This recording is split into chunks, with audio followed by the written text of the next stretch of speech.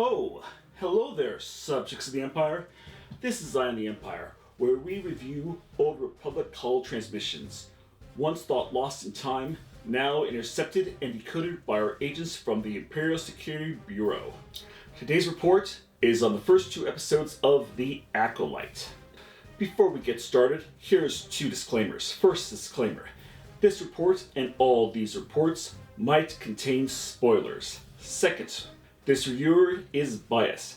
They find the majority of currently produced Star Wars to be mediocre. Any high points they have are all washed over by cartoonish elements. Watching Disney produce things can feel like a chore, and there's been a few exceptions to this. Will The Acolyte be one of them?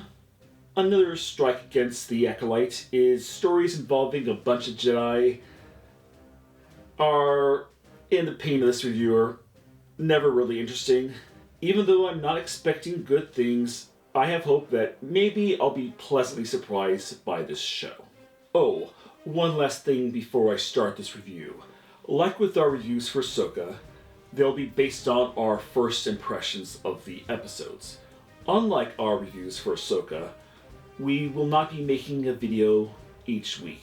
We'll watch and we'll write our reviews as if we were, but the actual reviews will be released throughout the year. And now, on to the review. This show, it was fine. It wasn't very good, it wasn't very bad, it's perfectly acceptable, and I think I enjoyed watching it. I do have some issues to point out.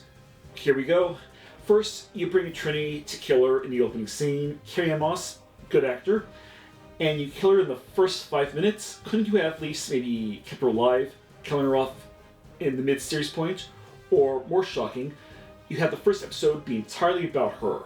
Allow the audience to think that this Jedi Master, she's the main character.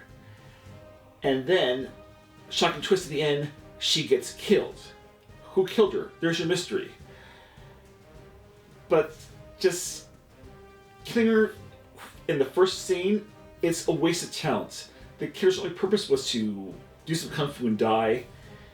And the unarmed Jedi fighting style is basically movie style kung fu.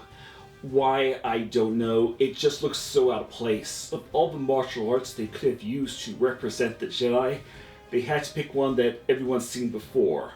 Couldn't they have picked some lesser known martial art that rarely gets featured and make that represents the Jedi's fighting style? Having the fight in movie style kung fu, it just takes you out of the experience. I mean, it doesn't feel like Star Wars during these fight scenes.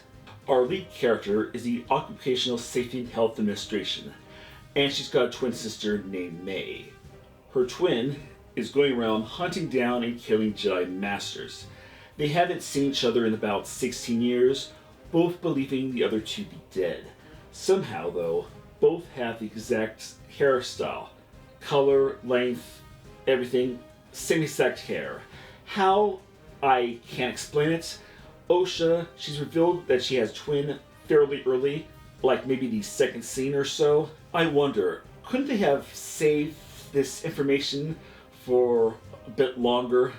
Like, I don't know, maybe have Osha meet up with Trinity and they spend a day together doing Jedi business, and then in a shocking twist, Trinity finds out that this wasn't Osha, but her sister May, and then she's killed by her at the very end of the episode. Our senior Jedi Master character is Sol. I haven't seen the actor in other roles, maybe he's good in them. Here he's just kind of wooden. Could that just be a direction they're told, all Jedis have to be stiff and stoic? Ahsoka's actor is a good actor, but the character is dull. Mace Windu's actor normally has a lot of personality on screen, but Mace Windu is boring. This is a problem with Jedi characters of the prequel era. A proper Jedi is so under control and wise that a group of them will just put you to sleep. The writing for the show is simplistic. Maybe the show is intended for a younger audience, We have like 3 or 4, I've lost count, scenes in a row of exposition that explained that Osha is a former Jedi and her backstory. Why are the characters explaining this information to characters who should already know this information? It's like they wrote several scenes explaining Osha's background with the intent to just pick one, but accidentally left them all in. Originally, Star Wars was an escapist fantasy adventure. It borrowed from numerous genres. Andor showed us that you can take the Star Wars framework and make it a more mature political drama. The Acolyte, maybe it's supposed to be for the young adult novel crowd. Despite my complaints, this show, it's fine, and I would still watch it even if I wasn't making these reviews. Another complaint, the show, it feels cheap, like it needs more money. It gives off a very good job for a fan film vibe.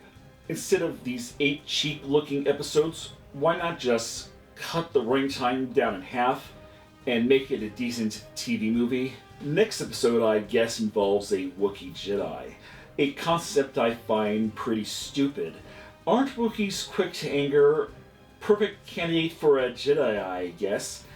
I do enjoy that these Jedis from 100 years ago are just as corrupt and out of touch as they were in the prequels.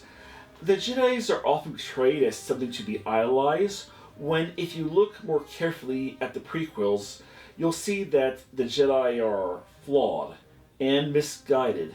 I like how the show leans on this aspect. Until the next episode.